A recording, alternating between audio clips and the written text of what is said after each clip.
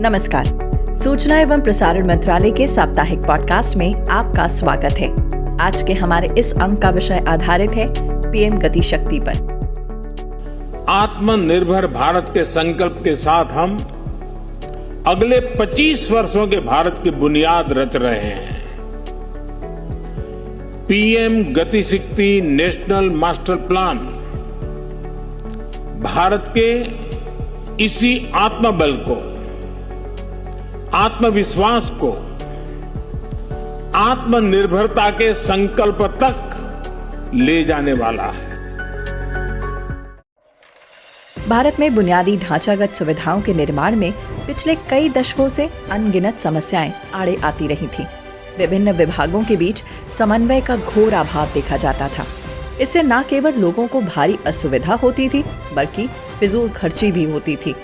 इन सभी समस्याओं से निजात पाने के लिए 13 अक्टूबर 2021 को प्रधानमंत्री नरेंद्र मोदी ने पीएम गति शक्ति का शुभारंभ किया, जिस मास्टर प्लान के अंतर्गत रेल और सड़क सहित 16 मंत्रालयों को जोड़ने वाले एक डिजिटल प्लेटफॉर्म की नींव रखी गई।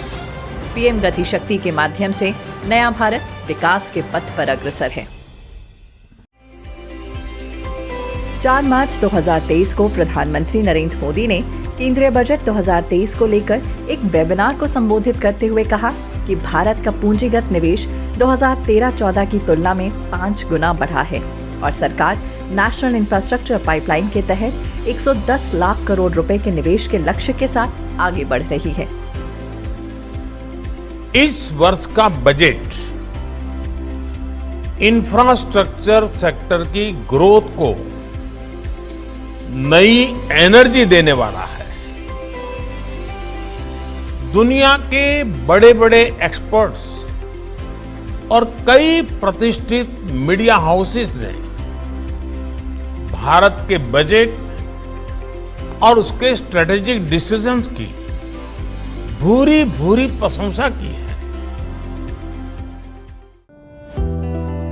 पीएम गति शक्ति राष्ट्रीय मास्टर प्लान के तहत जो प्राकृतिक गैस पाइपलाइन वर्ष 2014-15 में 15,000 किलोमीटर तक बिछी थी, वो वर्ष 2021-22 में बढ़कर 20,000 किलोमीटर के पार पहुंच गई।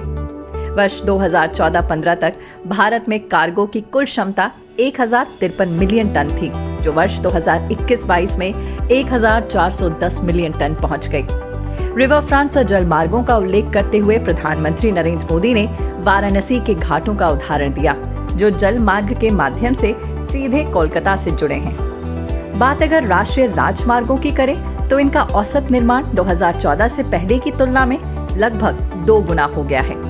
राजमार्गों की लंबाई 2014-15 तक 91,287 किलोमीटर थी, जो वर्ष 2021-22 में बढ़कर 1,41,190 किलोमीटर हो गई है।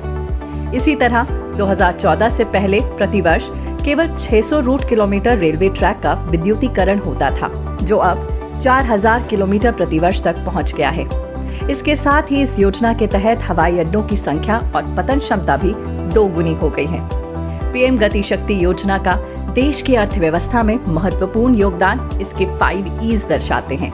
इनमें ease of doing business, ease of project monitoring, ease of governance, ease of optimum planning और ईज ऑफ परमिशन शामिल हैं।